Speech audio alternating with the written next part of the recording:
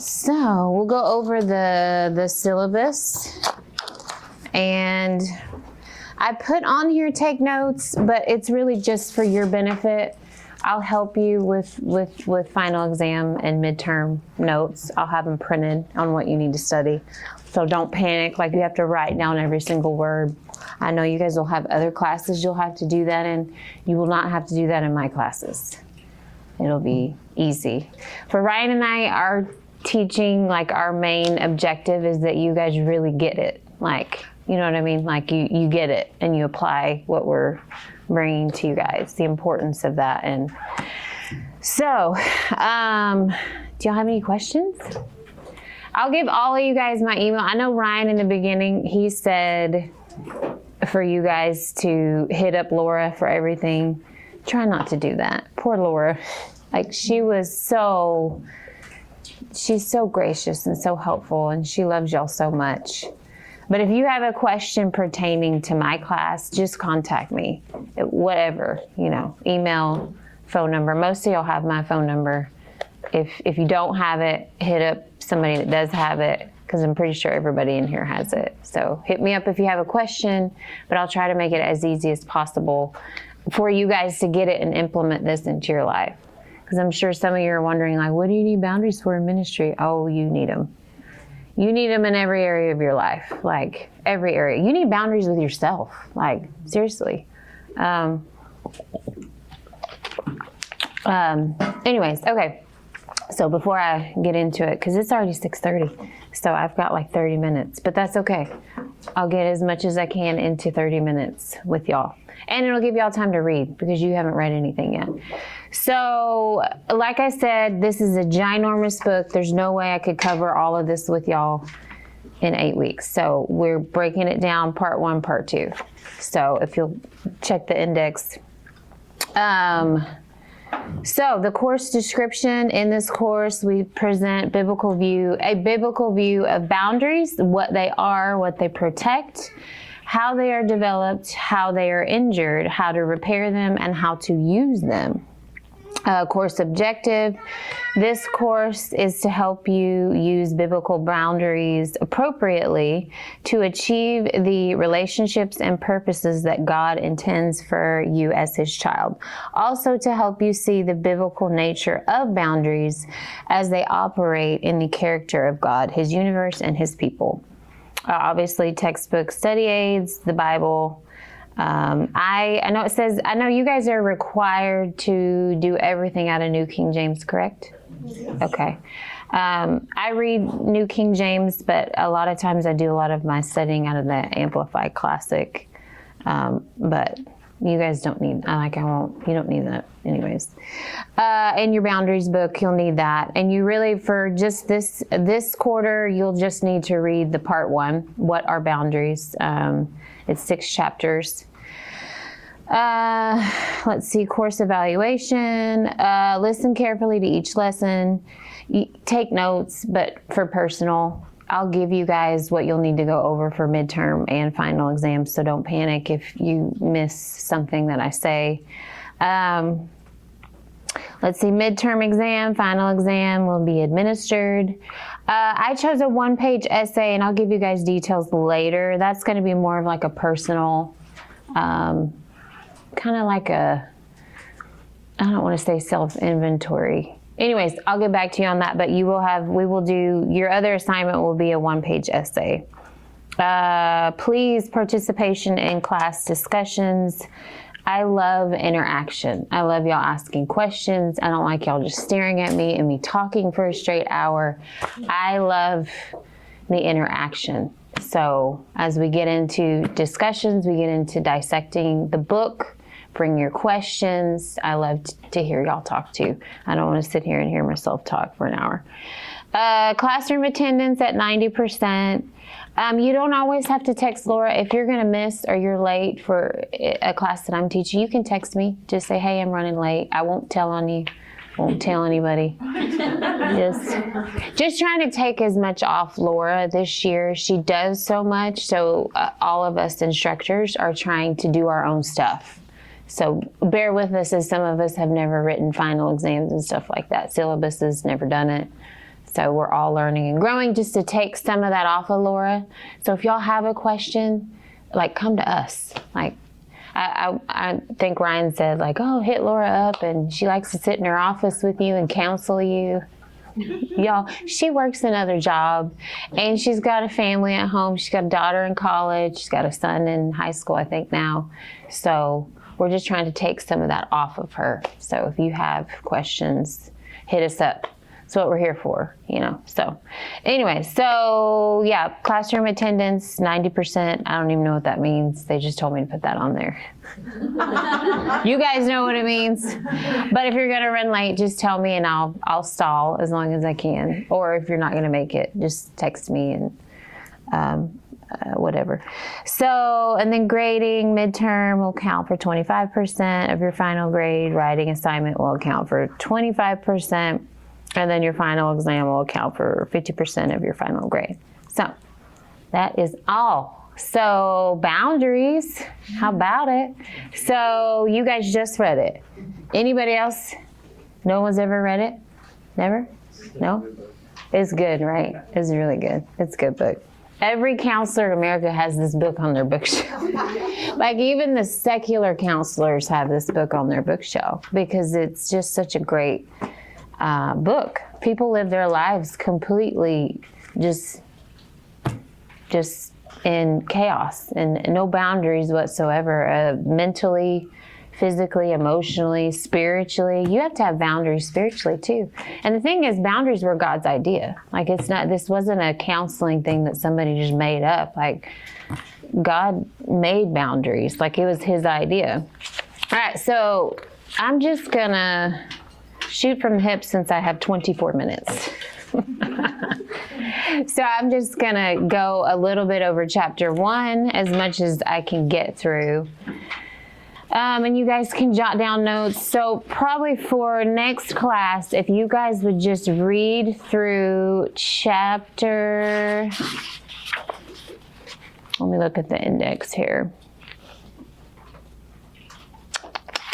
If you guys would read through chapter 3 for next week, we'll probably have a discussion next week. So y'all read through chapter 3 and bring your questions. Like, seriously, like I want to interact with you guys. So bring, if you've got questions, it's fun. I like an interactive class. So chapter 1. A day in a boundaryless life. Y'all, I read her story and I was getting heart palpitations listening to a day in her life and her schedule and her just complete no boundaries whatsoever. And this is a Christian woman that it just kind of went into a day in her life. And it's such a misconception that in being a believer and a Christian that we're supposed to live, that living sacrificially means you live without boundaries, that you're constantly living in this state of just wide open, and that's false. Because you'll run out, if you don't have healthy, proper boundaries, you start drawing from your own, you start giving stuff you ain't got to give because you don't have your boundaries in place. And then, anyways, I'm not going to get ahead of myself. So it goes into a day in her life of just complete taking on everybody else's stuff and just living in chaos. So over to page 26, and it kind of dives into what's the problem? What are boundaries? You know, having boundaries is taking ownership of your life. Down at the bottom of page 26, I'm going to kind of scroll through here. Back in the Garden of Eden, God told Adam and Eve about ownership. Be fruitful and increase in number. Fill the earth and subdue it. Rule over the fish in the sea and the birds in the sky, and over every living creature that moves on the ground. Made in the image of God, we were created to take responsibility for certain tasks. Part of taking responsibility or ownership is knowing what is our job and what isn't. Y'all, Know what your job is and what it is not. It is so vitally important. Workers who continually take on duties that aren't theirs will eventually burn out.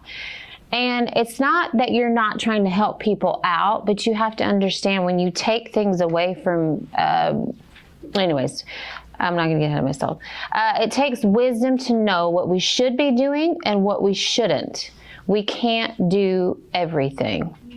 That was freeing to me in when we were in counseling and we had to go through this book.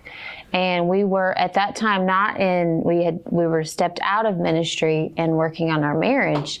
That was freeing to me to know I didn't have to do everything. It wasn't on me. And you think, oh, that's silly, but you don't even realize you're doing it. When you live a life without boundaries, mentally, emotionally, physically, spiritually, you think everything falls on you. You're gonna fix everybody. You're gonna save everybody. I could do it. I can bake the cookies. I can drive 2 hours away and drop this kid off. And yes, I can go pick up 6 more kids that are over here because you need me to do it. And I'm going to fix everybody's problems. I'm going to save the world. And I can do it. I can do it. I can do it. Then I'm going to sit with you for 2 hours and let you just emotionally dump on me. And I'm going to take it all in because I am a minister. And that is what I do. I'm going to fix everybody, save everybody, and then... yeah, and then your life is chaos. There's no boundaries. You're running on fumes, and then you wonder why you're burnt out because you have no boundaries. You can't fix everybody. That's why it's important to know what your job is, know what you're supposed to be doing, what you're supposed to be focused on. And right now, you guys are Bible school students.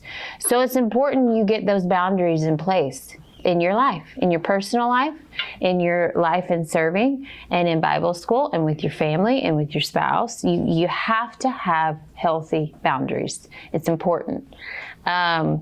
So knowing we can't do everything. Y'all write that down. Tattoo that on the inside of your eyelids. I was the world's worst at feeling like I had to fix everybody. Like it was my job. It was my duty.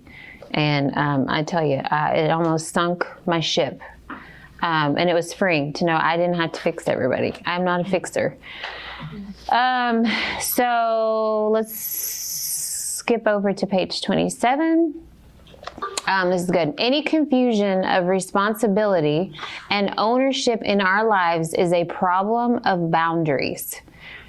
We need to set mental, physical, emotional, and spiritual boundaries for our lives to help us distinguish what is our responsibility and what isn't.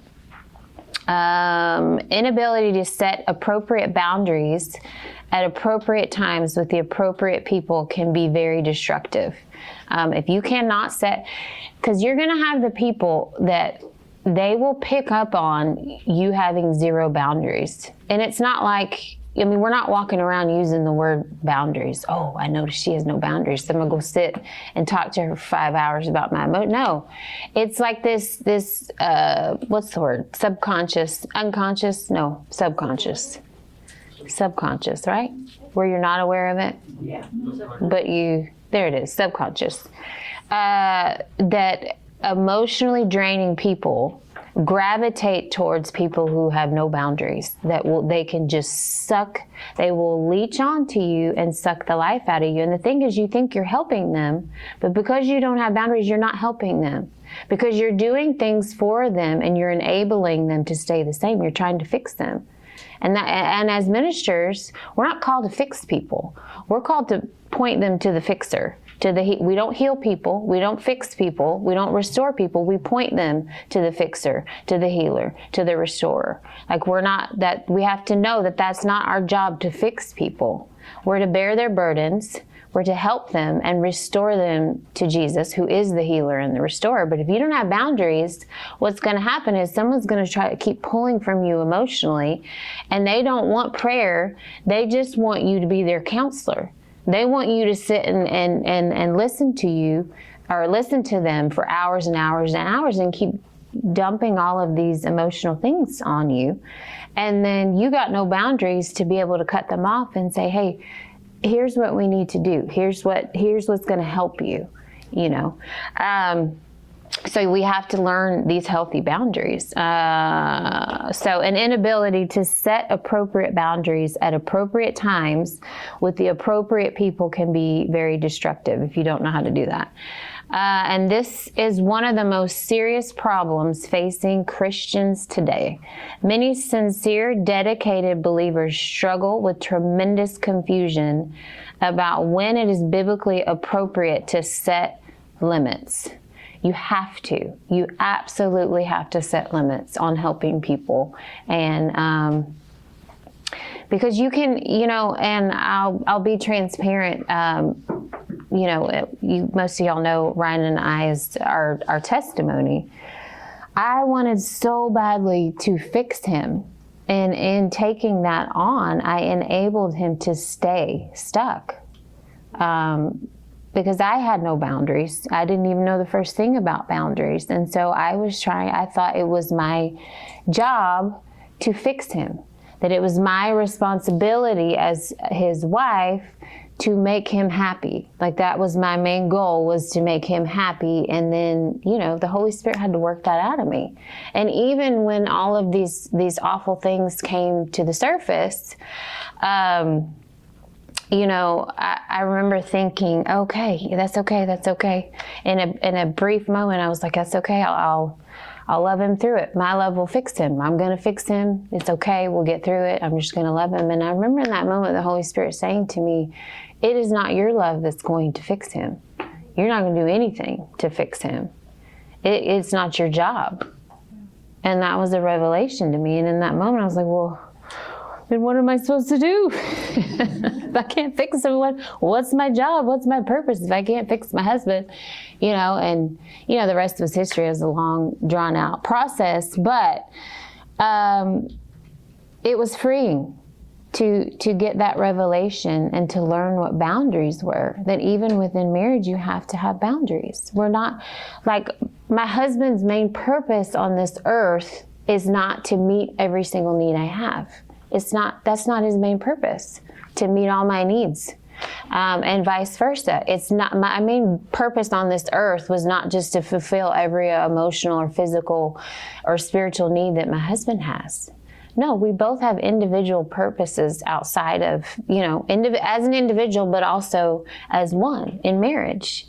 And so that's where those healthy boundaries come into play in every single relationship in our lives. We're not there's certain things that are not our job, and we have to figure out what those are and keep those boundaries intact. Like, I'm sorry that you feel that way, but I'm not responsible for your feelings. I'm responsible for my feelings, my reactions, my everything.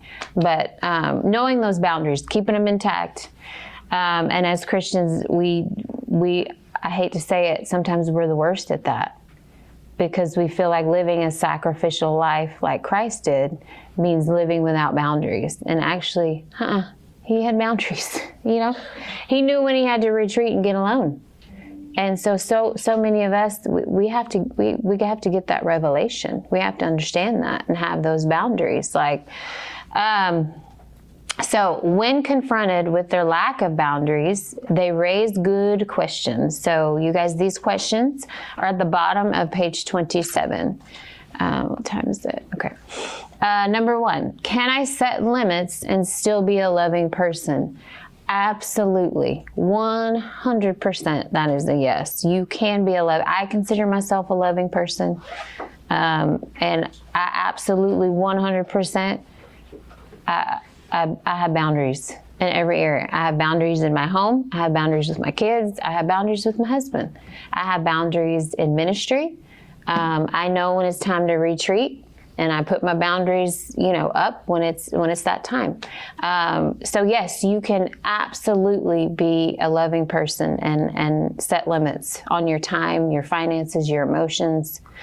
I think it's more important when you're in ministry that you understand that. Setting limits and having boundaries does not make you a selfish person, an unloving person.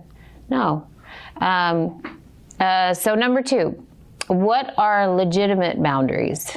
Well, that's like a personal question. We'll dive into that one. What if someone is upset or hurt by my boundaries? Another great question. You're not responsible for other people's feelings when it comes to your boundaries. Their reactions to you setting up boundaries actually is a red flag that you probably needed to set up those boundaries faster. Because if they're getting hurt because you're setting limits, personal limits on, certain things that you've never done before, then yeah. I mean, I'll tell you, like when Ryan and I had to start, he hated the word boundaries. When you go to counseling and you start using those words, you're like, oh, don't talk to me in counselorese, like don't come at me with the word boundaries. But it's like when you're in relationships and you start to put up those limits where there's not been limits, and they're healthy, you need it. The people that put up the biggest fit about it, or they get hurt about it, that usually tells you right there that you were needing to put something up, that it's, and that goes for friendships too, and family. Some of y'all may need to do some self-examination with your families. Put some boundaries up. Feel that in the Holy Spirit. You know who you are. But I'm just saying, like, you have to have it. As a recovering codependent and people pleaser, man, I had the hardest time with boundaries. If you struggle in the area of codependency in your relationships, boundaries is a very hard thing. When Ryan and I got married, I was very codependent on my mom, believe it or not. And that had to be broken because the healthier Ryan and I got in our marriage, I noticed my mom and I weren't as close, but that's the way it was supposed to be. Like, that was unhealthy. So taking inventory on all of those relationships and making sure you have the healthy boundaries in place with your family, your friendships, you got to keep those in check too. Ministry, your working environment, you have to keep healthy boundaries. How do I answer someone who wants my time, love, energy, or money? Also, that's a personal question. Why do I feel guilty or afraid when I consider setting boundaries? Well, that is usually because, you have a fear of abandonment or you're a people pleaser. So the thought of letting someone down terrifies you. So you think, you're scared of setting boundaries is going to hurt somebody. So you feel guilty or you feel scared. How do boundaries relate to mutual submission within marriage? I just talked about that. Aren't boundaries selfish? No, boundaries are not selfish. They are not selfish. However, and one thing that boundaries are not to be used as an excuse to be rude to people. Or they're also, you don't use them as an excuse not to help somebody out. Oh, sorry, it's not my job. I got to put up this boundary here. That's not my job. That's also not boundaries. You don't use the word boundaries to be rude to people and not help people. Another, and the Holy Spirit is so good. He'll help you in those areas. The amount of counseling we had really helped us, but obviously the Holy Spirit did the deeper work. But it goes back to, and I think I said this in another class, you can't over spiritualize natural things and you can't naturalize spiritual things. We're a 3-part being. So we're spirit, a soul, and a body. And so there are things that are within the natural laws, and then there's supernatural laws. And then, you can't over spiritualize boundaries. You can't over spiritualize that. You can't be I don't know how to word it, but you know what I'm saying? You can't, I don't want to ramble, but you guys know what I'm saying. Like, you understand what I'm saying. Like, you can't over spiritualize natural things and naturalize spiritual things. So, what time is it? 6:54. We got about 5 minutes. I don't want to get into chapter 2, y'all, because chapter 2 is very meaty. And I don't have a whole lot of time to get into it. Do you guys have any questions starting out?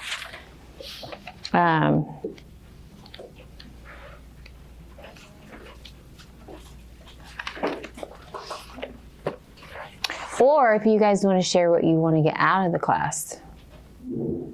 Anybody? I can share something. Yes, please. So, I'm just going to be transparent right now. So, you all know that I work at Restored Hope Ministries, and I'm resigning from there. And I've learned it's because I didn't set boundaries. I ran and ran and ran, and wearing 5 different hats at a time for so long that it just wore me down and burnt out.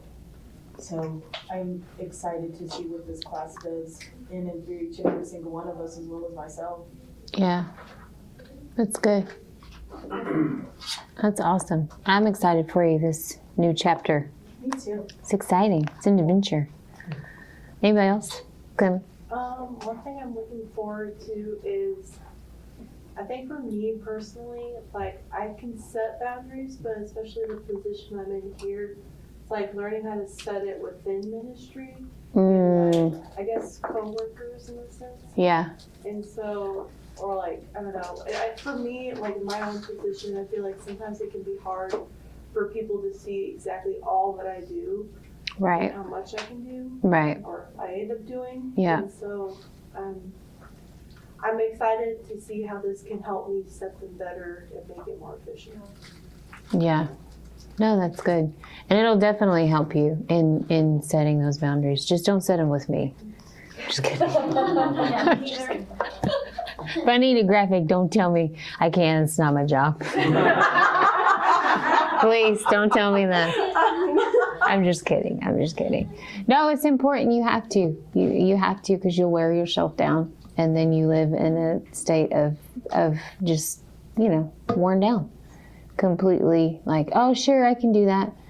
Absolutely. And then you take on 20 more things instead of opening your mouth and being like, hey, I love you, but I'm working on 10 other projects right now. So there's absolutely no way I can do that right now.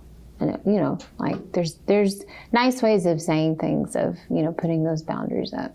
And then just not really praying for the boldness and the strength to implement boundaries.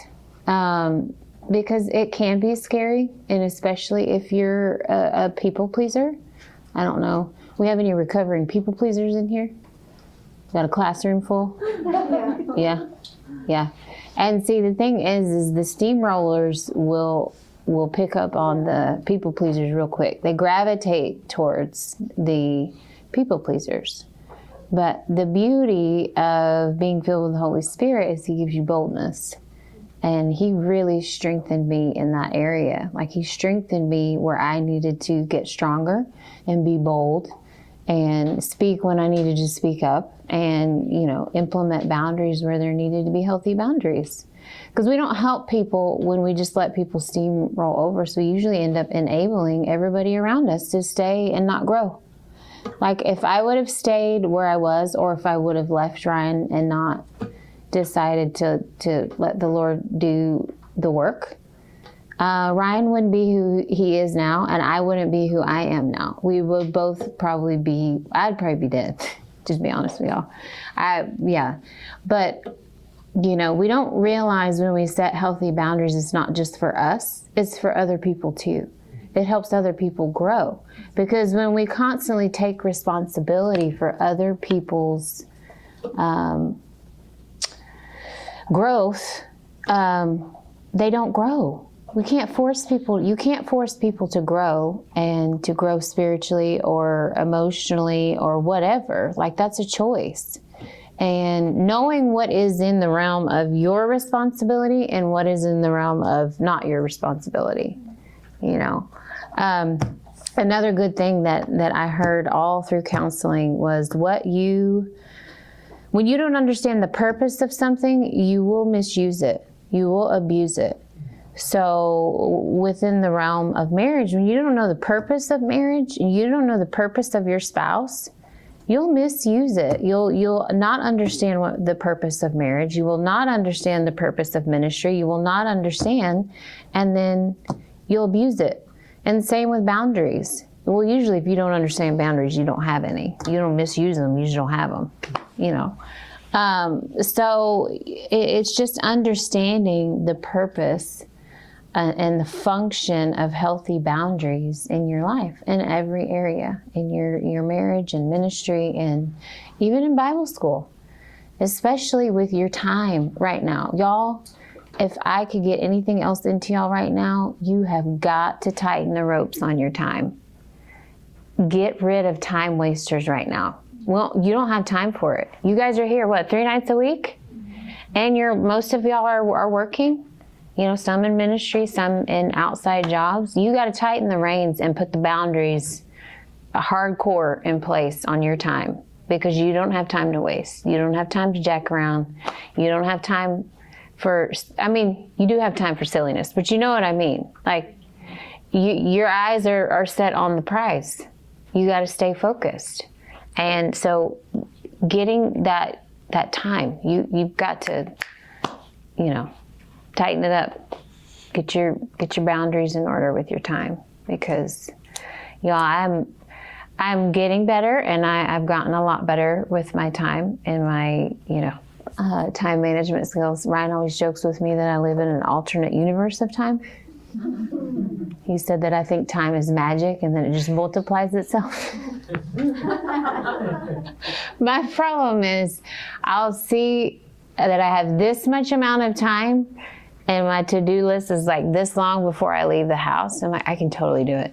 I give myself too much credit that I can get this much done in this amount of time. And Ryan's like, you just think time is magic. It's going to multiply itself. I'm like, you know what? I think the Lord can do it supernaturally. He's going to multiply my time. Anyway, so boundaries with your time right now, for sure. Tighten it up, cut out the time wasters. This right here, huge time waster, I'll know when certain numbers pop up. I'm like, I don't have time. I can't. I don't have time. I don't have 2 hours right now. I can't, So you just have to know. You have to prioritize your time right now and keep those boundaries strong. I'm going to drill this word into y'all. We're going to walk around saying boundaries. Boundaries. Anybody outside this class is going to hate y'all after this class. I can't. My boundaries are strong. I can't. Boundaries. Anyways. Then another thing, let me say this so I don't forget to tell you guys this. Boundaries are not walls. Hear me on that. Boundaries are not walls. Y'all write that down. They are not walls. Without, I don't want to say too much, but when dealing with, or if you're in a relationship with, or this pertains to you, if you've gone through any abuse or childhood trauma or anything like that, those, we tend to have issues with boundaries because we learn very early on that our property is, there's no boundaries. We learned that that's just not, so there's walls there, and that's not a boundary. Boundaries are not walls. Boundaries are a fence with a gate, because the gate lets out the bad and lets the good in. And if you have walls, there's no getting out. You're trapped within yourself. You're isolated. And so with boundaries, it's a fence with a gate that swings open. You let the bad out, you let the good in, and then you close the gate. You know what I mean? So boundaries are not walls. Remember that. They are not walls. We don't put walls up to keep, no. We gotta have our fence with our boundaries, This is our invisible property line. This is my responsibility. This is not my responsibility, you know. So other people's feelings are not your responsibility. Now, that's not an excuse to be a butthole to everybody either, you know. But we have to realize that we're all human and we can't take on everyone else's feelings. It's not our responsibility. Anyways, so I'm going to close with that because it's 7:04. And so next week, y'all read through chapter 3 so we have more to talk about. I don't want to jump into chapter 2 because it's like 50 pages or 30.